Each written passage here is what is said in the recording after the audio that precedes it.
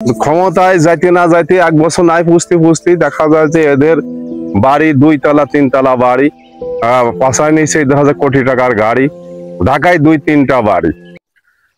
আসসালামু আলাইকুম দর্শক, আমরা আবারও আসলাম সেই ভাইয়ের কাছে। আর ভাইয়ের কাছ থেকে আজকে কিছু আনকমন কথা শুনবো। আপনারা সবাই সাথে থাকবেন, ধন্যবাদ।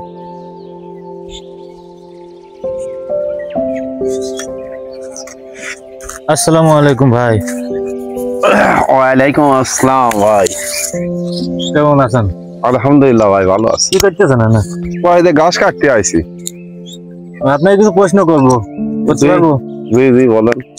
সামনে তো নির্বাচন আগে আইলো, জি বর্তমান রাজনৈতিক প্রেক্ষাপট সম্পর্কে কিছু বলবেন? ভাই, রাজনৈতিক সম্পর্কে আর কি বলবো, রাজনৈতিক তো বাংলাদেশে হয়ে গেছে ভাই প্রতিহিংসামূলক রাজনৈতিক বা স্বার্থনৈতিক রাজনৈতিক। স্বার্থনৈতিক রাজনীতি মানে কি?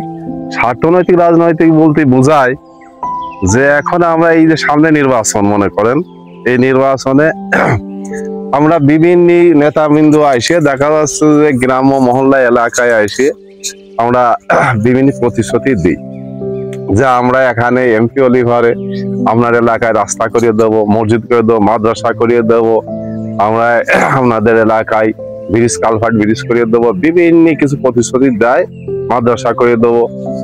কিন্তু পরবর্তী দেখা যায় যে নির্বাচনের পরে এ সম্পর্কে কোনো ধারণায় তার ভিতরে থাকে না, একমাত্র তার হলো অর্থ উপার্জনের দিকে লক্ষ্য করে।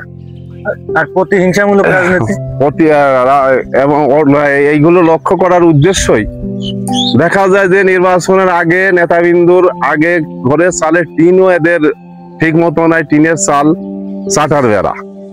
এই চাটার বেড়া ক্ষমতায় যাইতে না যাইতে 1 বছর নাই পুষতে দেখা যায় যে এদের বাড়ি 2 তলা 3 তলা বাড়ি, পাশায় নিচে 10,000 কোটি টাকার গাড়ি, ঢাকায় 2-3টা বাড়ি। এবং কি এরা এমন অর্থ উপার্জন করে যে বাই পর্যন্ত এরা হাতে ধরে নাকে ডোগায় নিয়ে ধরে দেখে যে বাইরের কোনো গ্যাসের নমুনা আছে কি। যদি গ্যাসের নমুনা থাকে তাহলে পরে সে ভাবে যে আমি বিদেশ সিঙ্গাপুর চিকিৎসায় যাব। এমন অবস্থান এদের। যার আগে ফরিদপুর যাওয়ার ক্যাপাসিটি এদের ছিল না, ফরিদপুর মেডিকেলে যাও সে গাড়ি ভাড়ার টাকা নাই, ক্ষমতায় নাই যাইতে দেখা যাচ্ছে সিঙ্গাপুরের স্বপ্ন দেখে চিকিৎসা বাইয়ের জন্য। এই হলো বাংলাদেশের স্বার্থনৈতিক রাজনৈতিক। আর প্রতিহিংসামূলক রাজনৈতিক বলতে বোঝায় বাংলাদেশে আমরা এখন দেখা যায় যে দল ক্ষমতায় যাবে তার এনটি যে একটা গ্রুপ বাস করে, রাজনৈতিক দল, এরা দেখা যাচ্ছে যে প্রথম বিরোধী দলে যারা ভাগে পড়ে যায় ক্ষমতার এনটি, তারা যাচ্ছে বাড়ি ঘর ধরে ভাঙচুর এবং তাদের ধরিয়ে মারিয়ে দেখা যাচ্ছে যে তাদের খোঁজাখুঁজি করে ধরা হয়, মারা হয়, এমনকি মিথ্যা মামলা দায়ের করে তাদের ধরে পিটিয়ে জেল হাজতে দেওয়া হয়। এই হলো বর্তমান দেশের প্রতিহিংসামূলক রাজনৈতিক। বর্তমান সরকার তো সরকার তো নেই এখন, ডক্টর ইউনূস সাহেবের, আমি ইউনূস স্যারকে আমি ভালো বলবো, ইউনূস স্যার যদি সঠিক নির্বাচনটা করতে পারে, দেখা যাচ্ছে যে সবার অংশগ্রহণমূলক নির্বাচনটা যদি করতে পারে, তাহলে ইউনূস স্যার আমি মনে করবো যে দেশে একটা সুন্দর একটা নির্বাচন আমাদের দেখালো। আমরা আগে যেসব নির্বাচন হয়েছে এই নির্বাচন গুলো মনে করে একনায়কতন্ত্র হয়েছে, গণতান্ত্রিক রাষ্ট্রে একনায়কতন্ত্র নির্বাচন হয়েছে আমি বলে মনে করি। আচ্ছা, বাংলাদেশ বর্তমান কি অবস্থা? বর্তমান দেশের অবস্থা যাই দেখা যাচ্ছে যে এখন স্বাভাবিক আছে, তবে সামনে নির্বাচনের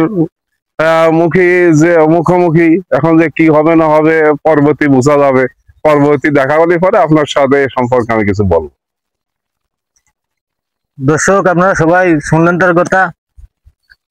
যদি ভিডিওটা ভালো লাগে লাইক কমেন্ট শেয়ার করে দেবেন। সবাইকে অসংখ্য ধন্যবাদ। খোদা হাফেজ।